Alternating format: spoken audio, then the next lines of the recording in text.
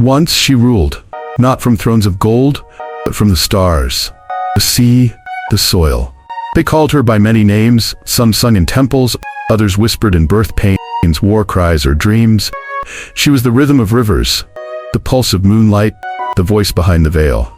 But then, silence. Her statues were buried, her name forbidden, her wisdom broken into myths scattered like bones across civilizations. They told us she was gone. But what if she never left? What if she simply waited, watching from behind the curtain of time, waiting for us to remember? This is the story of the goddess with 1,000 faces, the queen of spirit, exiled yet eternal. In every culture, in every age, she has returned through symbols, shadows, and sparks in the soul. And now her memory stirs again, not just in sacred texts or forgotten shrines, but in you. Yes, you. Because this isn't just a history, it's a calling. When we travel into the realm of deep time, we encounter the earliest traces of humanity's sacred imagination. The Paleolithic Venus figures, carved from stone and ivory, their rounded forms emphasizing fertility and earthbound power. These figures are not mere prehistoric sculptures. They are embodiments of a cosmic belief system in which the earth itself was womb and source, a living vessel birthing life, death, and renewal. The goddess that they evoke is not a historical woman, but a primal principle woven into the very fabric of existence, a cosmic axis of birth and return that predates recorded history. As we trace these forms alongside the cave carvings that celebrate the cycles of moon and earth, we begin to perceive an ancient consciousness, one that understood the world as a living embodiment of feminine essence. From the traditional fertility idols discovered in sub-Saharan Africa to the clay figurines unearthed in ancient Mesopotamia and the Indus Valley, the goddess appears again and again, her image echoing across continents. She is the river goddess of the Nile, whose flooding brought both sustenance and caution. She is the terracotta matron of Sumer, arms raised in invocation. She is the figurine of Mehrgar, standing firm amidst arid valleys. Her iconography reveals a shared spiritual language: wombs enfolding seeds, breasts nourishing children, hips carrying new generations. But beneath these physical attributes lies a deeper symbolism: life returning to life, death held within birth, the eternal spiral of becoming that sustains the world. In these early expressions, we glimpse a matriarchal cosmology, not necessarily a political system, but a spiritual perspective rooted in reciprocity and interdependence. The earth is mother, the sky womb, the human soul a child of that cosmic union. Rituals likely echoed this structure. Ceremonies held on high ground under moonlight, grain pressed into earth as offering, waters carried from one village to heal another, communal acts reflecting cosmic order. The goddess is not something to be feared nor worshipped from afar. She is woven into the cycles of daily life. She is the river, the field, the hearth fire, the pulse of birth, and the hush of ancestral meditation. Throughout Africa, prehistoric carvings discovered near Saharan rock shelters and sub-Saharan shrines reinforce this enduring symbolism. In each figure, exaggerated belly and hips remind us of the centrality of birth, the absolute necessity of fertility in a fragile world.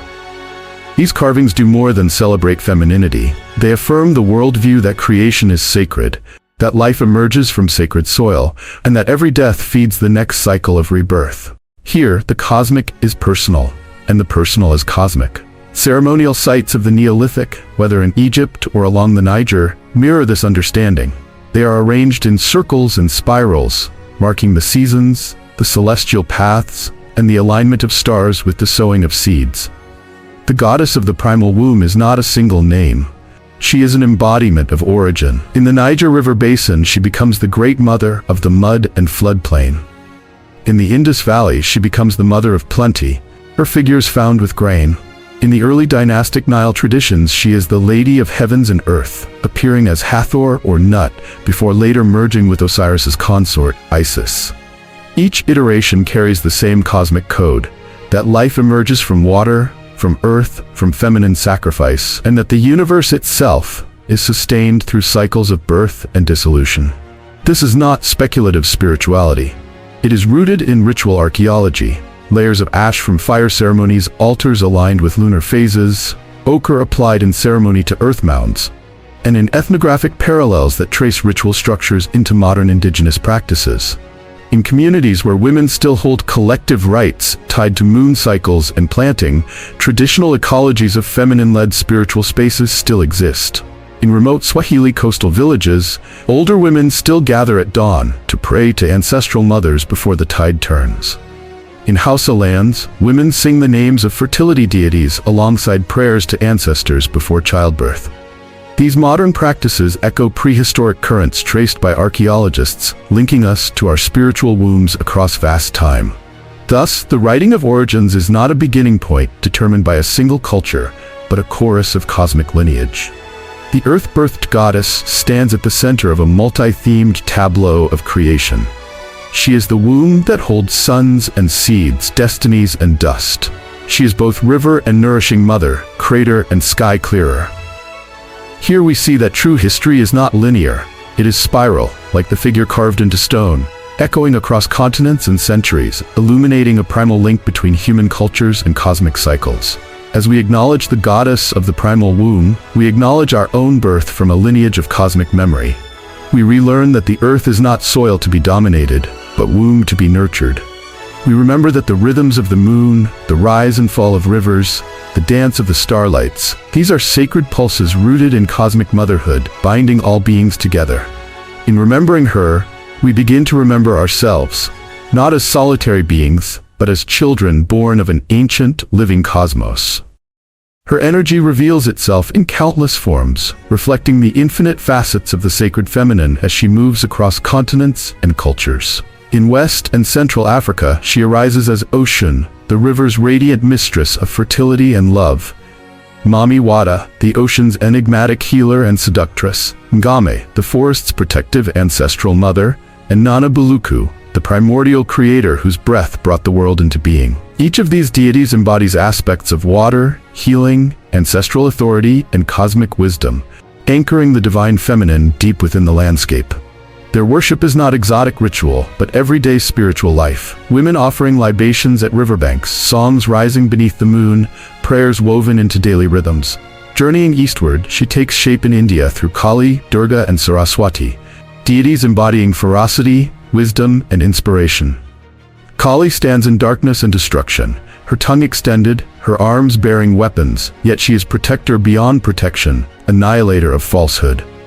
Durga rides into battle against chaos, her many arms balancing creation and strength.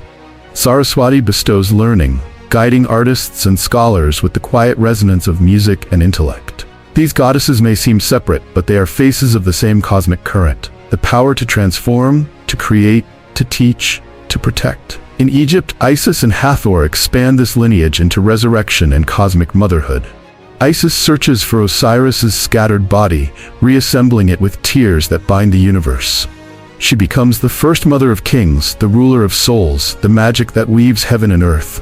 Hathor, with her cow's ears and solar crown, opens paths between worlds, ushering souls into the afterlife, nourishing the living with song, dance, and divine joy. She is mother and lover, star and sustainer, reflection and radiance.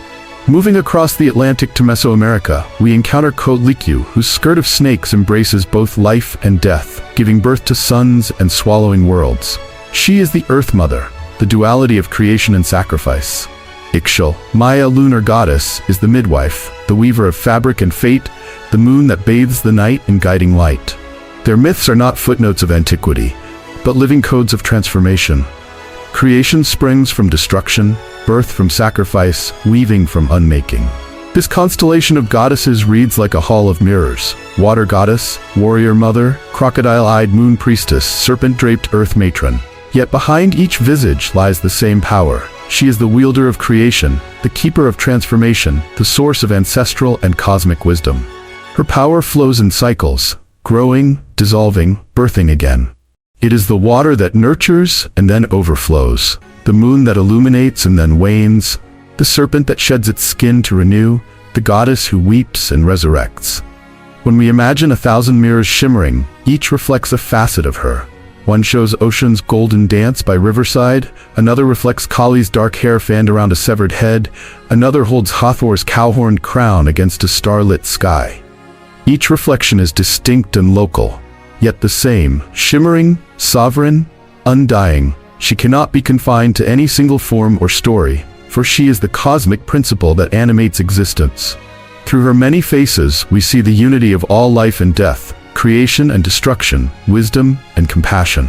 Her myth transcends language and geography because it speaks of human experience at its core: the need to be nurtured, the need to awaken to power, the need to die and return. Each deity is a lens through which we may glimpse the sacred feminine, binding communities and cosmic orders across time.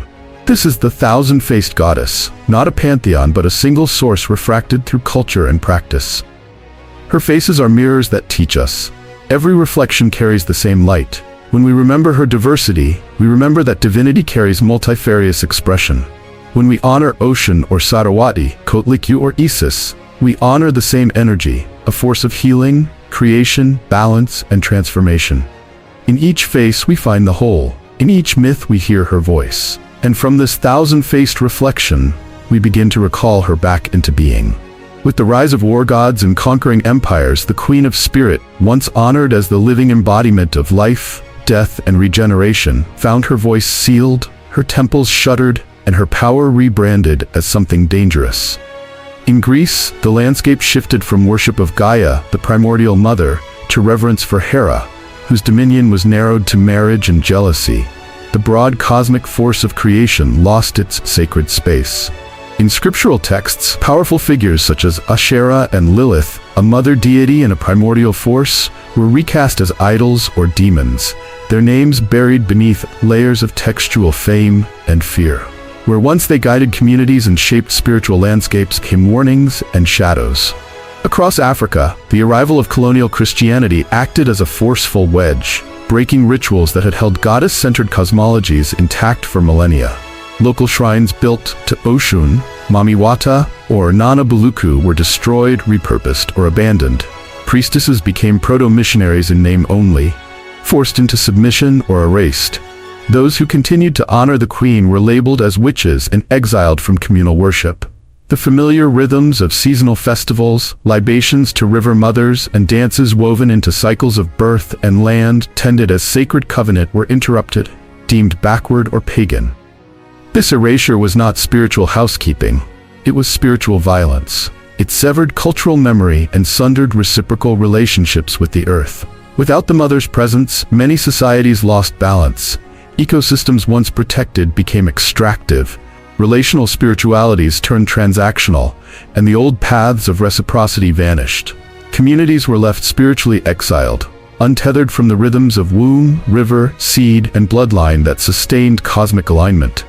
The cost of her forgetting reveals itself even now, in deforestation, in social alienation, in loss of rites of passage, and in shrill, fear-driven divisions between genders and values.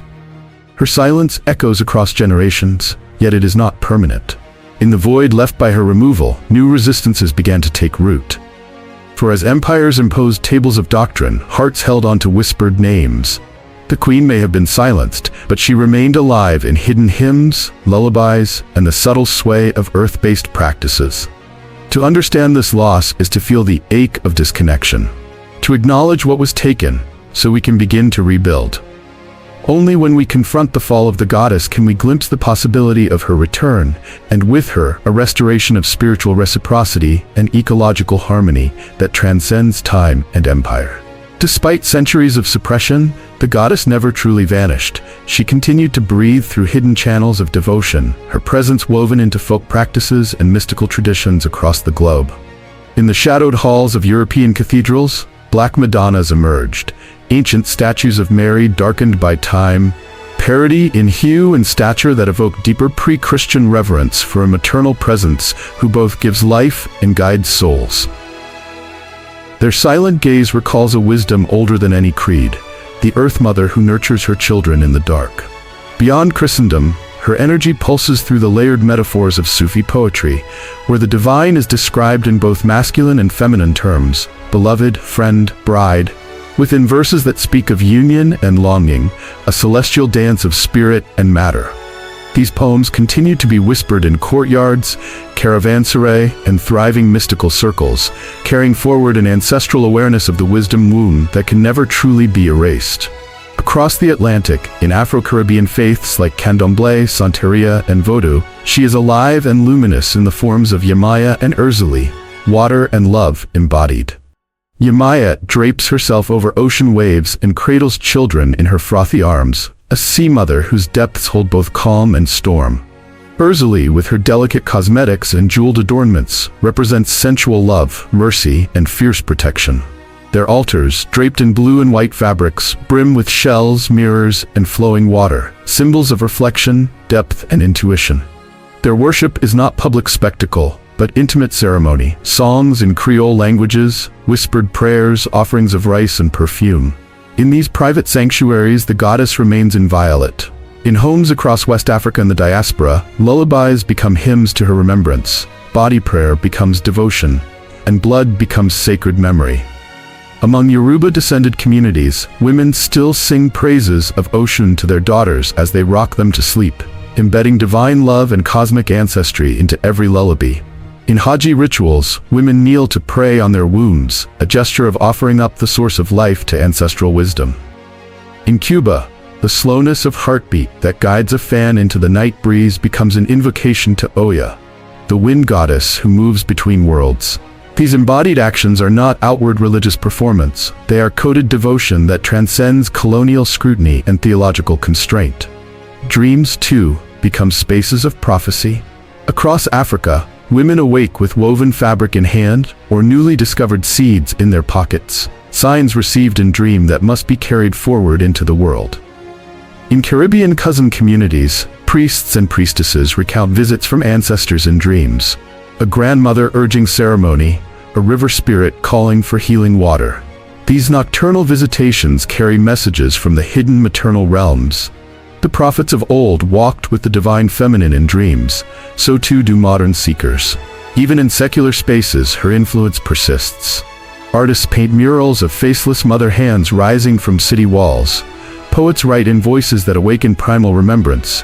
Healers touch wounds with gestures drawn from ancestral midwifery. In women's circles around the world, earth rites are performed under full moons, with blood offering and seed planting always entwined in the act.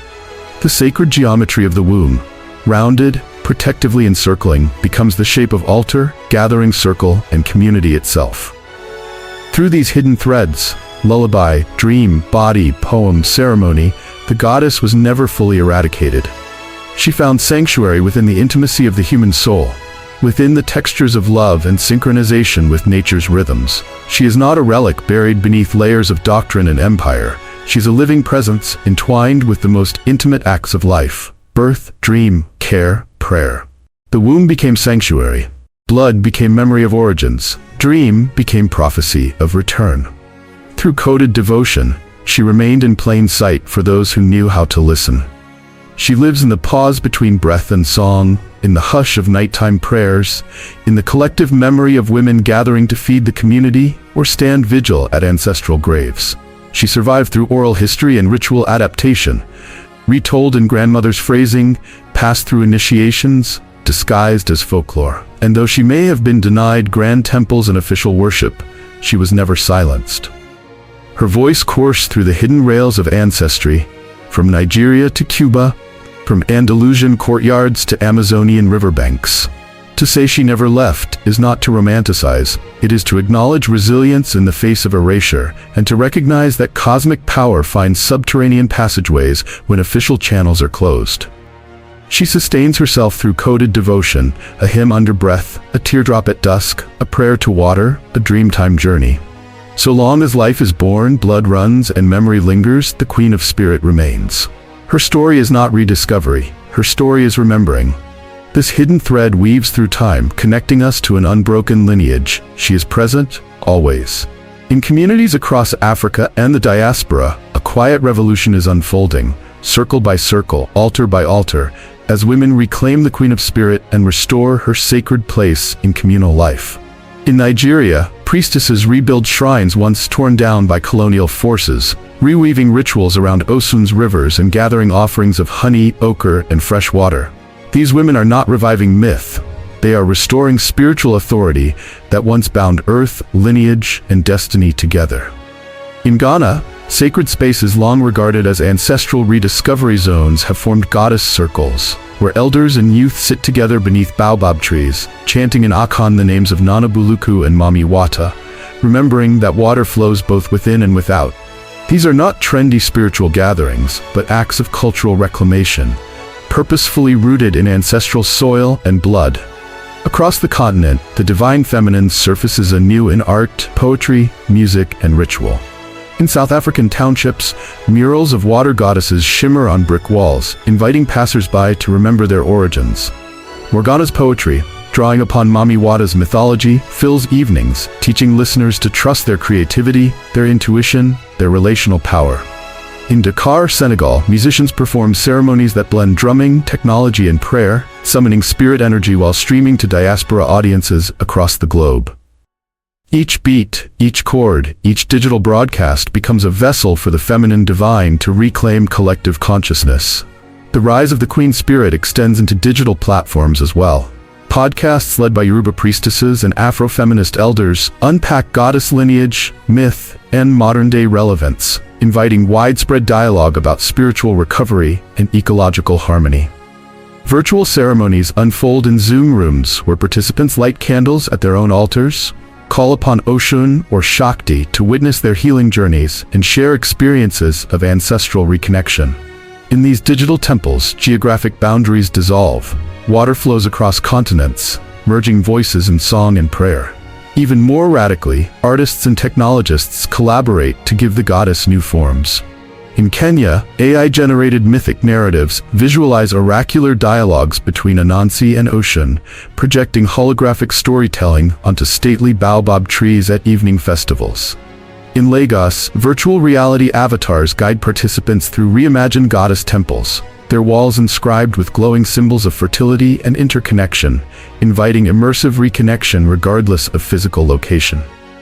These are not mere curious, these are powerful acts of spiritual reinvention, signaling that the divine feminine is evolving with her people. The result of this reclamation is deeper healing and cultural balance. Communities once fractured by gendered spiritual suppression are rebuilding relational dynamics where feminine care and masculine strength complement rather than collide. Water healing ceremonies restore trauma-torn lands alongside trauma-torn bodies. Poetry workshops honor ecological knowledge passed through grandmother lineages. Shrines become centers for social justice and environment protection. Women-led initiatives to protect rivers, plant trees, and steward land informed by ancestral covenant. In reactivating goddess presence, African women and their allies are leading a spiritual renaissance grounded in cosmic wholeness. She is no abstraction. She stirs wherever a woman tends a river shrine, where a poet murmurs ancestral chant, where a coder designs a mythic AI guide, where a child hears the whispered name of Oshun or Isis before sleep. She is the force that transforms individual healing into communal justice, personal purpose into planetary care. She is forever more potent for surviving centuries of suppression. Her return is not fantasy, but embodied, multidimensional reality. This reclamation model rebalance shows that spirituality must be relational as much as ritual. It is not enough to honor the goddess alone. Her return demands that people transform how they live together, with reciprocity, with reverence for life, with celebratory rage against injustice. Goddess circles are now training centers for women-led social advocacy. Virtual shrines map climate vulnerability. Podcasts host multi-species prayers for rivers and monarch butterflies. The divine feminine is not only being remembered, but being acted for, manifesting cosmic healing in real-world resilience. As the queen spirit rises, she carries an invitation to return to cyclical wisdom, embodied reciprocity, and soulful transformation. She asks communities to center care as currency, diversity as design, and ancestry as anchor. Her return signals that spirituality is not outmoded, it is evolutionary, necessary to reweave broken social and ecological fabrics. In this revival, the goddess is not a relic. She is a breakthrough, moving through art, tech, ceremony, earth, and algorithm toward a future where humanity lives as children of cosmic compassion, born from womb of stars and stones. In this rising, the divine feminine is no longer hidden. She walks among us, reclaiming, releasing, rebalancing, reminding us that power is not power until it heals. We are not separate from her. We are her shrine, each one of us embraced by the pulse of a divine feminine that lives within our breath and beats through our hearts. Our voices are scripture, ancient verses carried forward in prayer, poetry, song, and silence. With every exhale, we offer her breath back to the world, our bodies becoming altars, our words scripts of sacred remembrance. She is not distant or foreign. She is the thousand faces in every being, beyond gender, beyond era, beyond lineage. The same cosmic source animates the gentle touch of a mother, the fierce stance of a healer, the trembling prayer of a poet, the steady step of a farmer planting seeds for future generations. Tonight, we invite you to lean inward and listen to her voice echoing in your own internal whispers. Recall the names she wears in your blood memory, perhaps unnamed, untranslated, unfashioned. Speak them aloud, murmur them in your mind, let them settle like rainbows on your spirit. Wear her sacred crown again, not as ornament but as covenant, an acknowledgement that you carry her lineage, her courage, her compassion. In claiming her within, you reconnect with cosmic rhythm. You open yourself to renewal, justice, and sacred reciprocity. You step into the lineage of healer dreamers, star songers, water keepers, earth dancers, women and men who remember that the divine feminine has always walked with us.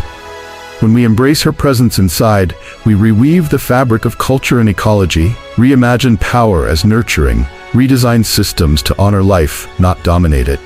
So hold this reminder close. Your breath is her breath, your voice her song, your life a living shrine. In every choice you make, you can choose to ignite remembrance of ancient mothers, hidden queens, cosmic creators. As you step forward, carry her within you, not as myth, but as a living current shaping your thoughts, your actions, your relationships, and your world. Thank you for walking this path, for letting the ancient name stir once more in your heart, and for opening space within yourself for the goddess to breathe again. As this sacred journey comes to a close, we invite you to reflect. What name rises in your dreams? What goddess waits behind your eyelids, whispered in your memory or etched in your ancestry? Type her name in the comments. Speak her into the digital wind so others may feel her presence too. If this journey resonated with something ancient inside you, share it with someone who is ready to remember. This is not just a video, it is a vessel. And when we pass the vessel, we pass the light, we pass the memory, we pass the power. Subscribe, not for content, but for connection, for a continuation of sacred journeys that remember what was erased, honor what was hidden, and lift what was buried. As we fade into silence, let these words echo in your spirit. She walks again, not in temples of stone, but in the spirit of the awakened, and perhaps in you. Candlelight dims, but the flame within remains. Thank you.